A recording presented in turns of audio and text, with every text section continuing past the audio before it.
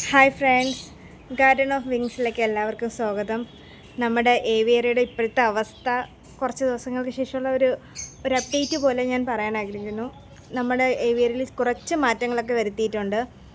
ഇവിടുത്തെ വെയിൽ സഹിക്കാനാവാത്ത വെയിലുകളാണെന്ന് മനസ്സിലാക്കിയതോടെ ഞാൻ മുകളിൽ ഒരു ചെറിയൊരു ഗ്രീൻ നെറ്റും കൂടെ ചെയ്തു. അതുകൊണ്ട് ചെടികൾ വൈകുന്നേരം ആകുമ്പോൾ വലിയ കുഴപ്പമില്ലാണ്ട് ഇന്ന് നിൽക്കുന്നു. സാധാരണ ഈ സമയമൊക്കെ ആകുമ്പോൾ വലിയ വാടിയാണ് നിൽക്കുന്നത്. ഇപ്പോൾ വലിയ കുഴപ്പമില്ലയെന്ന് എനിക്ക് തോന്നുന്നു. പിന്നെ നമ്മുടെ ഒരു കുഞ്ഞ് വിളവെടുപ്പൊക്കെ കഴിഞ്ഞു. പിന്നെ നമ്മുടെ ബേഡ്സിൻ്റെയൊക്കെ കാര്യം, നമ്മുടെ കരിങ്കോഴിക്കുട്ടന്മാരാണല്ലോ ഇവിടെ ആദ്യം വന്നത്. അവന്മാരുടെ ചെറിയ കൂട്ടിലാക്കിയിരുന്നത് ഭയങ്കര ബുദ്ധിമുട്ടായിരുന്നു. അവന്മാർ അവിടുത്തെ വെള്ളം തട്ടിയിടുക, ഫുഡ് തട്ടിയിടുക, ആകെ പ്രശ്നമായപ്പോൾ ഞാൻ അവരെ വലിയ കൂട്ടിലേക്ക് മാറ്റി. പക്ഷേ പ്രശ്നം വെച്ചാൽ ഇതിൻ്റെ ഇടയിലെ ഗ്യാപ്പ് വഴി അവന്മാർ ഇറങ്ങി വെളിയിൽ പോകും. അതുകൊണ്ട് ഒരു ഗ്രീൻ നെറ്റ്, ചെറിയ ഗ്രീൻ നെറ്റൊക്കെ വെച്ച് നമ്മളൊന്ന് കവർ ചെയ്തെടുത്തു. അല്ലെങ്കിൽ ശരിയാവില്ല, അതിൻ്റെ ഇടയിൽ കൂടെയൊക്കെ പോകുന്നു. പിന്നെ വെള്ളമൊന്നും കുടിക്കാറില്ലായിരുന്നു. ഞാൻ പിന്നെ ഇന്നാക്കിയതേ ഉള്ളൂ ഇവരെ. അപ്പം ചെറുതായിട്ടൊന്ന് കാണിച്ചു കൊടുത്തപ്പോൾ ഇപ്പോൾ അവർ വെള്ളമൊക്കെ ട്രിപ്പിലൂടെ കൊത്തി കുടിക്കുന്നുണ്ട്. പിന്നെ ഫുഡും ഇതുവഴി കഴിക്കാൻ പറ്റും. അപ്പം ഫുഡും വെള്ളമൊന്നും നശിപ്പിക്കുന്നില്ല, കളയുന്നില്ല, വലിയ പ്രശ്നമില്ലാണ്ട് ഈ കൂട്ടി കിടക്കുന്നുണ്ട്. പക്ഷേ ആ വെള്ളത്തിൻ്റെ പൈപ്പിൻ്റെ മണ്ടയിലാണ് ഇവരിപ്പോൾ ഇരിക്കുന്നത് കൂടുതലും. ആ പൈപ്പിൻ്റെ മണ്ടയിൽ കയറി ഇരുന്നാണ് അവർ ഉറങ്ങുന്നത്. അതവർക്ക് ഈ കരിങ്കോഴികളെല്ലാം ഇങ്ങനെ കാട്ടിലൊക്കെ രീതിയിലുള്ളതാണല്ലോ, മരത്തിൻ്റെ മണ്ടയിലൊക്കെ കയറിയിരിക്കുന്ന ഒരു വൈൽഡ് നേച്ചറുള്ള പോലെയാണ്. അതുകൊണ്ടായിരിക്കും ഇവരെല്ലാം മിക്ക കോഴികളൊക്കെ അങ്ങനെ തന്നെയാണ്. പക്ഷെ ഇവർ നല്ലപോലെ ചെയ്യുന്നു. അങ്ങനെ ആ പൈപ്പിൻ്റെ മണ്ടയിലാണ് അവർ ഉറങ്ങുന്നത്. പിന്നെ നമ്മുടെ കാടക്കുട്ടന്മാർ, അവരുടെ കൂട് റെഡിയാക്കലായിരുന്നു ഈ 3-4 ദിവസത്തെ എൻ്റെ പണി. അവരുടെ കൂട് റെഡിയാക്കി ഈ ഫിഞ്ചസിൻ്റെ കൂട്ടിൽ നിന്ന് നമ്മൾ കാടകളെ ഇന്ന് മെയിൻ കൂട്ടിലേക്ക് മാറ്റിയിട്ടുണ്ട്.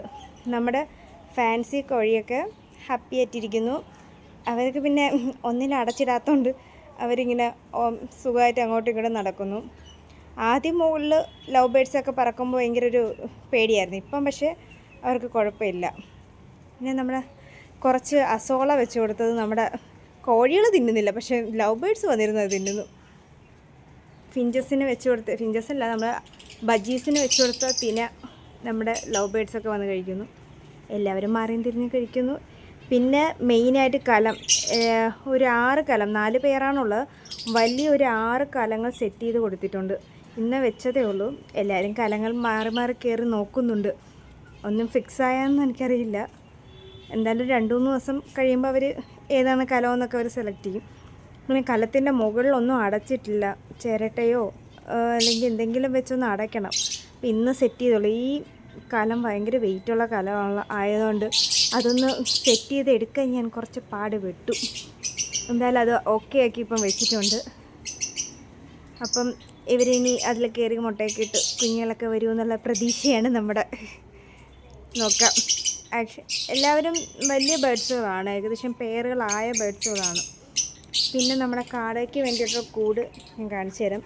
ഇന്ന് നമ്മൾ ചെയ്ത കൂടുകളാണ്. 3 ദിവസത്തെ എൻ്റെ അധ്വാനമാണ് ഈ കൂട്. ഇന്നവർ ഇത്ര ദിവസം മണ്ണിൽ കിടന്ന് വരവിയിട്ട് ഇപ്പം നെറ്റിലേക്ക് മാറേണ്ട ഒരു വിഷമമുണ്ട് അവർക്ക്. വെള്ളവും ഫുഡൊക്കെ വെച്ച് കൊടുത്തിട്ടുണ്ട്. പിന്നെ താഴെ നമ്മൾ വേസ്റ്റ് വീഴുന്ന സ്ഥലത്ത് ഷീറ്റ് ഇട്ടിട്ട് അതിൽ കോക്കോപ്പീറ്റാണ് ഞാൻ ഇട്ടിരിക്കുന്നത്. അത് നഷ്ടമാണ്, പക്ഷേ നനയ്ക്കാത്ത ഉണങ്ങിയ കോക്കോപ്പീറ്റ്. അതാകുമ്പോൾ കുറച്ച് ദിവസം നല്ലപോലെ അത്, കാരണം വെള്ളം ഈർപ്പം പിടിക്കുമല്ലോ അത് പെട്ടെന്ന്. പിന്നെ ഫുഡിൻ്റെയും വെള്ളത്തിൻ്റെയൊക്കെ ട്രേ കുറച്ച് പൊക്കിയാണ് വെച്ചിരിക്കുന്നത്. എന്നിട്ടും അവർ നല്ലപോലെ കളയുന്നുണ്ട്. അവർ ഓക്കെ വരുന്നു. ഇന്ന് ഒരു അരമണിക്കൂർ ആയതുള്ളൂ ഇങ്ങോട്ട് മാറ്റിയിട്ട്. അവരിനി നാളെയൊക്കെ ആകുമ്പോൾ ഓക്കെ ആവും പുതിയ കൂട്ടിലേക്ക്. നമ്മുടെ കോഴി, നമ്മുടെ ഫിഞ്ചസ് 3 പേര് തൽക്കാലം ഈ ചെറിയ കൂട്ടിലേക്ക് ഞാൻ മാറ്റിയിരിക്കുന്നു. അവരെ ഞാൻ ഈ ലവ് ബേഡ്സിൻ്റെ കൂടെ വിട്ടിട്ടില്ല. പിന്നീട് അവരെ ഈ വലിയ ഏവിയറിയിൽ ഓപ്പൺ ചെയ്ത് വിടാനുള്ള പരിപാടിയിലായതുകൊണ്ട് തൽക്കാലം അതിൻ്റെ അകത്ത് ഇരിക്കട്ടെ എന്ന്. ഈ നമ്മുടെ ഈ ബേഡ്സ് വണ്ടികളിലൊന്നും സൗണ്ട് അധികം കേൾക്കാത്തതുകൊണ്ടാണ്. ആംബുലൻസിൻ്റെ ഒക്കെ സൗണ്ട് കേൾക്കുമ്പോൾ ഇവർ ഭയങ്കരമായിട്ട് ഓടുന്ന കാണും, ഭയങ്കരമായിട്ട് പറക്കുന്ന കാണും.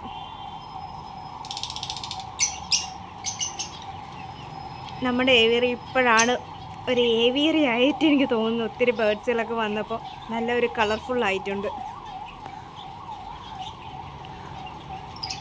അപ്പം കോഴിയും കാടയും ലവ് ബേർഡ്സും ബജീസും വിഞ്ചസും ജാവയൊക്കെ ആയപ്പം ഇപ്പോഴാണ് സത്യത്തിൽ ഒരു ഏരിയ ആയത്. ഇനി നമുക്ക് കുറച്ച് കാര്യങ്ങളും കൂടെ ആഡ് ചെയ്യാനുണ്ട്.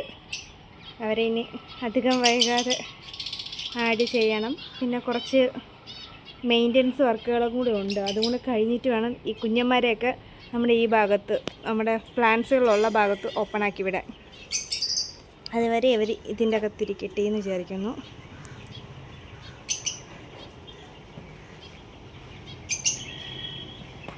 എനിക്ക് തോന്നുന്നു ഒരു 1 മന്ത് കൂടെ കഴിയുമ്പോൾ നമ്മുടെ ഈ ഏവിയറി നല്ലൊരു ഗ്രീനിഷ് ആവും എന്ന് ഞാൻ വിചാരിക്കുന്നു. ഫ്ലവേഴ്സും ഒക്കെ ആയിട്ട് അടിപൊളിയായിട്ട് വരുമെന്ന് വിചാരിക്കുന്നു. നമ്മുടെ തക്കാളിയൊക്കെ പൂത്തു തുടങ്ങിയിട്ടുണ്ട്. കായ്ക്കുമോ എന്നുള്ള കാര്യത്തിൽ എനിക്ക് ഇതുവരെ ഒരു തീരുമാനമായിട്ടില്ല. അടുത്ത ആഴ്ചയൊക്കെ ആകുമ്പം നമുക്കറിയാം അത് കാ പിടിക്കുകയോ ഇല്ലയോ.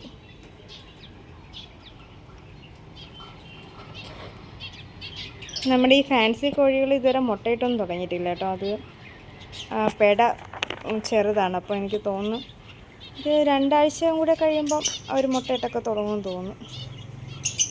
ഈ കോഴി കൂവുന്ന കേൾക്കാൻ ഭയങ്കര രസമാണ്.